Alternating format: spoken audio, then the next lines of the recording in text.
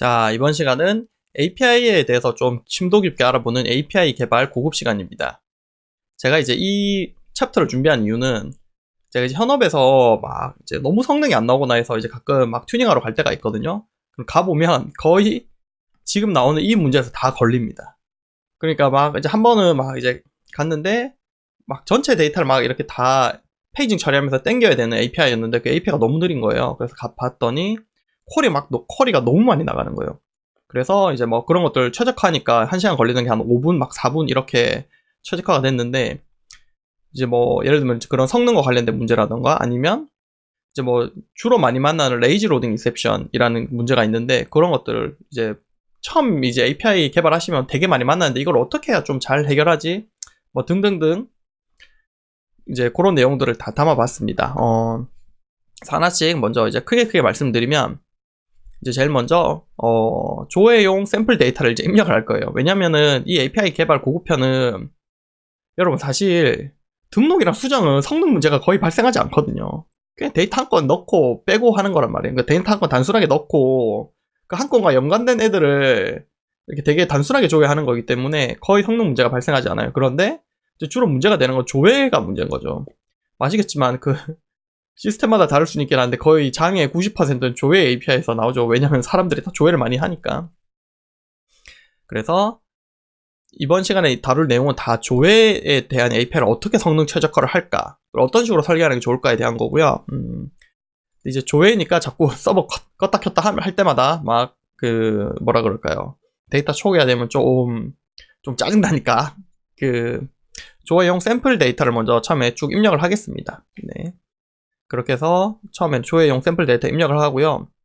이제 그 다음 시간에 뭘 할 거냐면 지연 로딩과 조회 성능 최적화라는 건데요.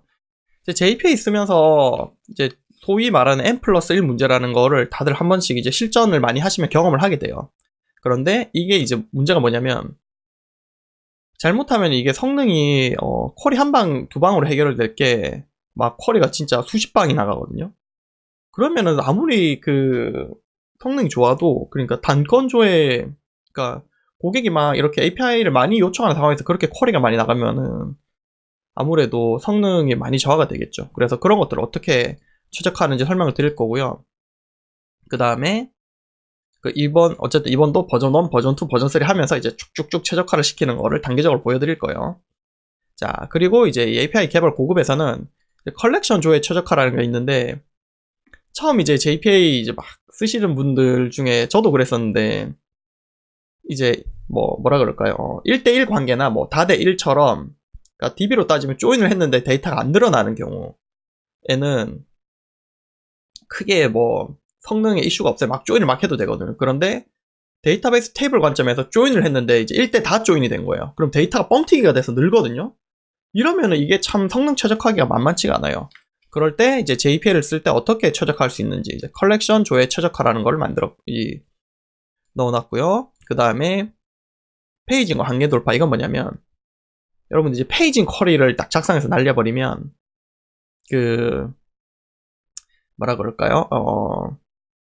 페이징 쿼리가 나간다는 거는 이제 그러니까 페이징 쿼리라는 거는 이제 1이랑 다랑 있으면 1대 다 조인을 해보려면 데이터베이스 입장에서 이게 데이터 뻥튀기가 되기 때문에 제대로 페이징하기 되게 어렵거든요. 그러니까 예를 들어서 회원이랑 오더 주문이 있단 말이에요. 그러면 회원 데이터를 기준으로 나는 페이징을 하고 싶어. 근데 오더랑 조인을 해버리면 어떻게 됩니까?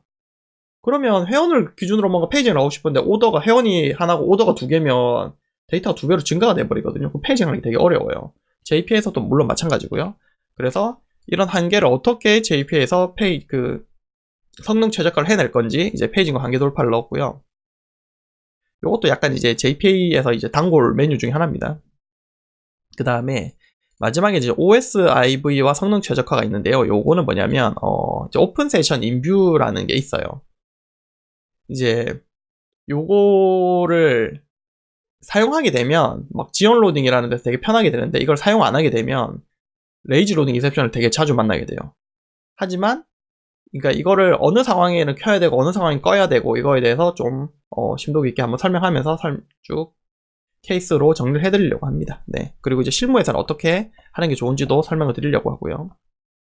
자, 그렇게 해서 API 개발 고급을 한번 쭉 설명을 드리겠습니다. 자, 이제 다음 시간에는 바로 조회용 샘플 데이터를 입력해 보겠습니다.